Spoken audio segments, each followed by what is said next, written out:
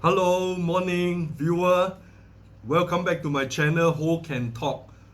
Very good morning to everybody. Today I'm going to start the second video using the new presentation format, which is everything will be typed out nicely instead of handwriting. But again, will be still paper format. I will focus on delivery of quality content to you, but I have no choice but to downplay the markup of my video. So I'm very plain and straightforward, but my intention is very clear. I got nothing to offer except some knowledge, some sharing of knowledge through my video. So hopefully you like the way I do it. And again, everything is very straightforward.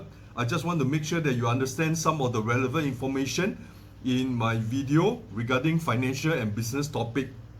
Now again, all my video will be presented in two languages, namely English and Chinese. Chinese will be, both languages will be put up on YouTube, but only the Chinese version will be put up on China platform Bilibili.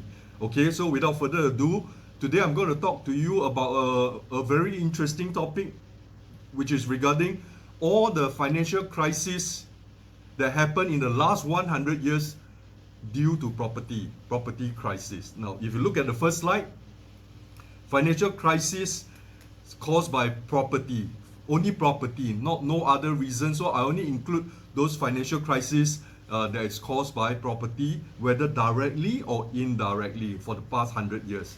So if you look at the second slide, I've actually put everything down into a summary table. You can see that I actually list down all the property crises that happened in the last 100 years. So I start from the one in the 1920s, that's a Florida property boom.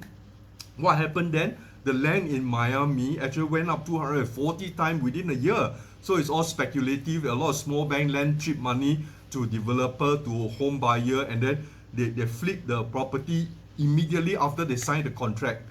So there's a lot of speculative purposes, and this issue, the property bubble was being broken by natural disaster. The hurricanes, the two hurricanes in Florida that actually killed a lot of people, damaged a lot of property, and this event weakened the banking system in 1920s. Actually, it's about 1929, and it also made the bank weaker. And it also is one of the factors that contribute to the Great Depression in the 1930s. So this is the first financial crisis in the last 100 years caused by a property failure, property crisis. Now the second one in the 1980s to the 1990s, the one a lot of people will know that will be the Japan property bubble burst. Now again, my video today is to list down all the major financial crises that caused by property. So I won't go very much deeper into each of these crises. If not, the video will be very, very long. All of you will fall asleep. So again, the second one in the last 100 years will be the property bubble burst in Japan, which created a 30 years of a 3 century, not century, like it's 30 years of economic downturn, or basically there's not much activities in Japan. So what happened then, again, is a corporate who borrow a lot of money, and then they use to buy land, and they use the land as collateral to borrow more money. So at one stage, the Bank of Japan think that this speculative wave is getting too much, and then they up the interest rate, and it actually burst the property crisis bubble in Japan. So the next one will be the Asia financial crisis. That's happened in 1997 to 1998. Again, this one is not really a property crisis, but it's a currency crisis caused by a property crisis. So why Asia financial crisis happened is because there was some over investment in property, and then when that thing happened, there's a lot of capital flight moving out from a lot of the Southeast Asia country, and because of the currency peg, it created a lot of instability and volatility in the currency market. So again, like what I say, I won't go deeper into all these individual crises. I just want to highlight all the major financial crises in the last 100 years caused by property. So after the Asia financial crisis, we come to 2008. Now 2008, there are two more crises. One is Iran property, and the Spain property. Again, these two are linked to over construction, meaning that about 20% of their GDP are involved in construction industry. So it's overbuilding. Developer borrow a lot of money and build a lot of houses, which later on can't be sold. And at that time, for a healthy economy, the construction sector should be about 5 to 8% of the GDP. But for the case of Ireland and Spain, they went as high as 20% of GDP. So it's over reliant on the construction sector. Now, then fast forward, we go to 2008, 2007, 2009. After the two crises in Europe, we followed by a huge crisis in USA called the subprime crisis. Subprime, again, I'm quite sure a lot of people, the memory are still very fresh. Again, in short, meaning this is due to financial engineering. A lot of the smart Alex in the banking industry, I'm not saying myself, they come up with the financial product called the mortgage-backed security. So they actually bundle up all the mortgages to very poor borrower called the subprime borrower, and then they bundle up as a financial product, and then they sell to some investor, and they keep rolling again and again and again. This is exactly like the Ant Finance, which was reported before. Again, we will focus on the financial crisis for the last 100 years. So for the subprime, finally it come to a day that the bubble was being burst, and it went into a very huge financial crisis, which is mainly a liquidity crisis, because at that time all the banks refused to lend to each other because they don't know who are the bank that are going to be bankrupt soon, or the next one after Lehman Brothers. So that actually created a huge liquidity crisis globally. And then the latest one will be in the year 2020. China faced their own financial crisis, or the property crisis. Not so much of the financial crisis, but it's more linked to property. So the huge China developer Evergrande, all these companies, they bankrupt because of overgearing and all these things. So this crisis is still ongoing right now, which I put it here. It's still ongoing. So now these are all the financial crises caused by property in the last 100 years. I've listed them down in the table. So again, let's look at why all these crises happen. Now, number one reason, over-reliance on construction industry. So if you look at this, the next slide, Forada is the time, because it's quite, I can't find any data, but we all know that it's very high as a percentage of GDP. Now, Ireland is 21%. Just now I mentioned around 20%. So at the peak, every year they build 93,000 new units. And for Spain, it's 18% of the GDP. For USA, it's 6%, the subprime. But subprime is a little bit different in the sense that it's a financial engineering issue.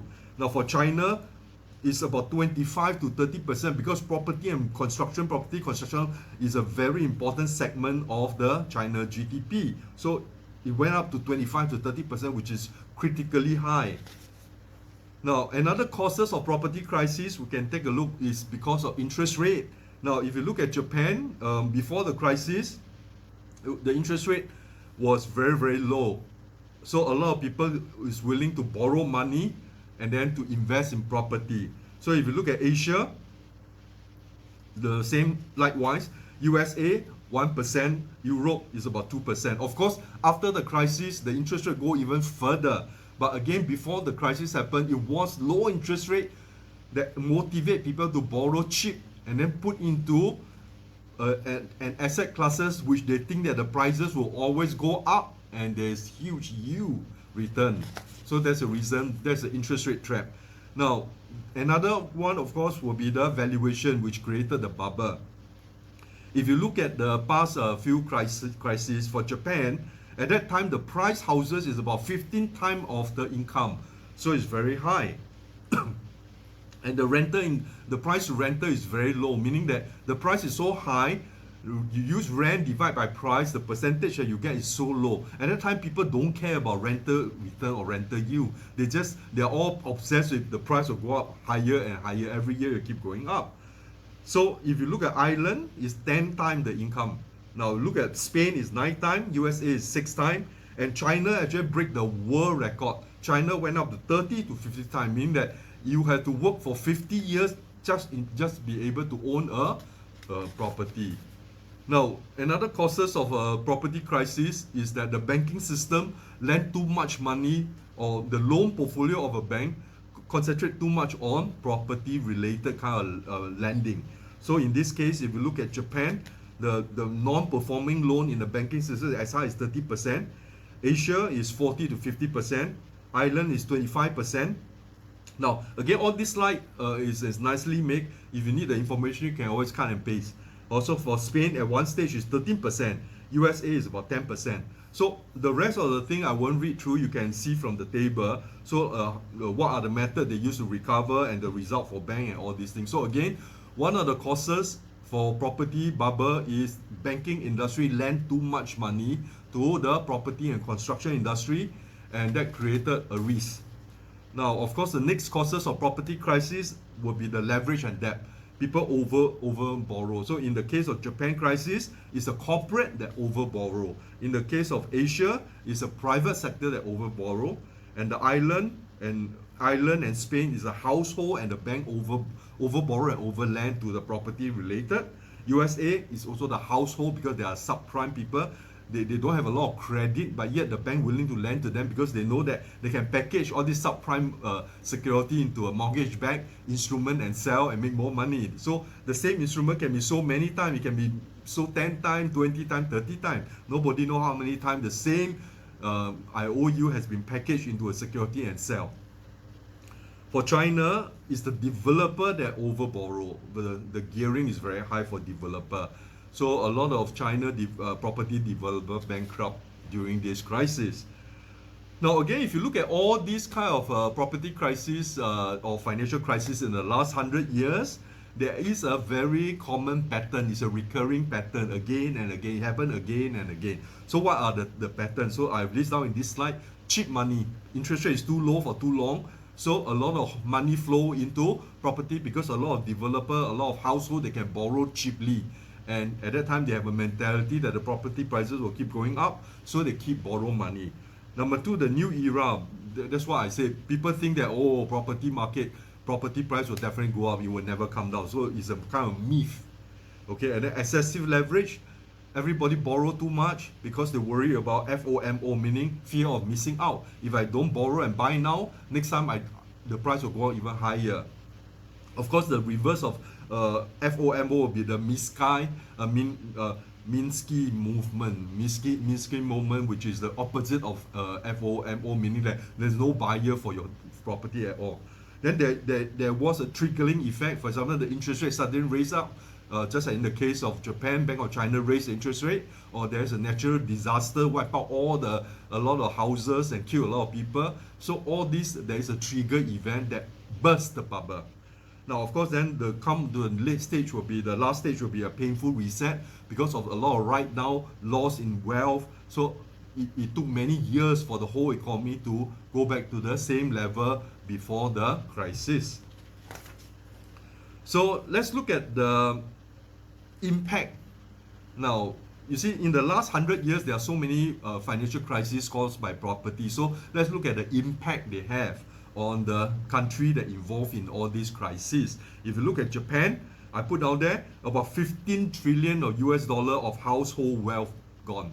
They write off, meaning that it's evaporized, gone overnight. So it created a lot of social issue. That's why it's 30 years gone for Japan. In Asia, the currency devalued a lot, so it hit the middle class people a lot. All the saving gone, depreciated, and there's a huge drop in consumption. So the middle class, a lot of them went into bankruptcy, went into difficulty because all their saving, because of the huge currency devaluation, immediately their wealth deteriorated. Not because they spent a lot, not because they have done something wrong, because the currency that they have become less value. Again, I won't go into deeper. If I go deeper, this will be a one-day course. Now, the Ireland and Spain likewise, 50%, 30 to 50% of all the household, the wealth being wiped out during the crisis. So it took many years for them to rebuild. USA, the total amount is about 7 trillion. Now, pay attention to USA and Japan because I'm going to do some slight comparison between how these two countries tackle the property crisis. Now in China, it's about 25 to 30% of the household wealth wiped out for those who invest in property, and the property prices continue to come down. In China, it went down, it's about 80% from the all-time peak. So and this crisis is still ongoing in China. Chinese government is trying to contain this. Luckily, they have a capital control. It doesn't spill over to the whole world, but it's within China. So again, China does have experience in handling all these kind of problem loans in bank, because last time many years ago it also happened once. So they set up four national asset management company, Huayong, Changcheng, Great Wall, all these things. So I'm quite sure those who are familiar with China, you will know the history, how Chinese government tackle all these property crises. So these are the various impact by the crisis, and very, very important, you can see there's a lot of wealth being gone. Now, just now I said that pay attention to Japan and USA, because the strategy used by the Japanese government and the strategy used by USA government to contain their property crisis are were totally different. That's the reason why it resulted in USA can come out from the crisis much faster than Japan, and Japan spent 30 years trying to clean up all these things.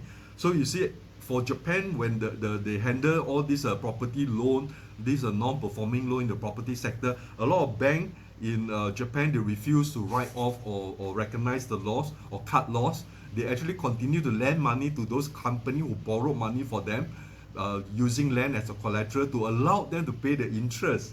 So since the company who borrow money from the bank still able to pay interest, is not considered a bad loan. So the bank continue to hold on this out a non-performing loan in their balance sheet, and a lot of corporate in Japan supposed to bankrupt, but they did not bankrupt because of all this small little lending from the bank to allow them to continue to pay interest. But these companies are not growing, they are not hiring people, they are like a zombie. So it created a lot of issue. But for USA in the year of 2008, USA did study the lesson from Japan. So under the federal head Bernanke, he quickly implements swift and precise and a cut loss strategy. Get all the bank to cut loss, all these things, inject new capital into the bank. New capital, not free money, it's not free lending. They put capital and later on they sell away the share and allow the taxpayer in USA to make some money. And the strategy from the central bank in Japan, they actually are very slow. They didn't react promptly. For the central bank, Federal Reserve in USA, when they tackled the property crisis in the 2008, they actually reacted immediately and swiftly, because Bernanke at that time, he actually studied all the lesson Japan went through, so he has some experience in handling this thing. Also, luckily, compared to Japan at that time, the demographic profile is a lot of aging population. So when people get older, they don't buy new houses. So recovery take longer time. But for USA, the people are younger, population are younger, so a lot of people want to buy new houses. So it actually bring USA out from the crisis much faster. And also on the size of the crisis, at that time, the property valuation of the Japan crisis is 4 times of Japan GDP.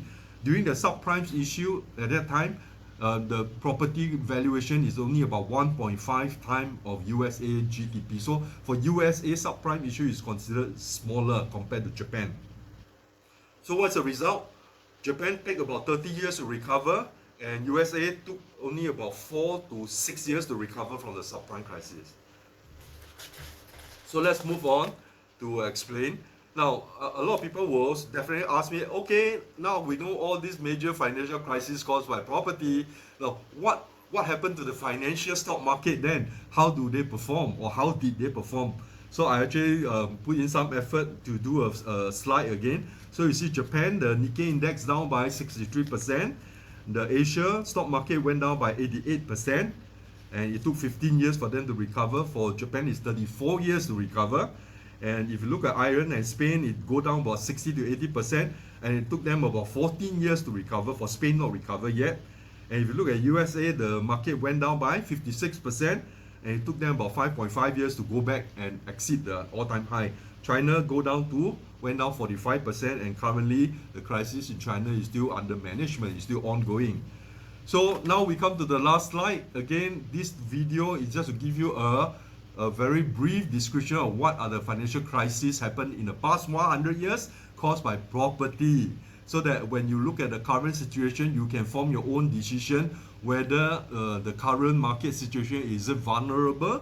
is another crisis coming. You can look at all the indicators that I mentioned to you just now. So if you look at the last slide, which is a conclusion, I actually put down what have the respective central bank, government in all these countries, what did they do to counter react to this crisis, and what are the strategy they use, are they successful or not successful. So I've listed down there very clearly in this slide. Again, I won't go through them.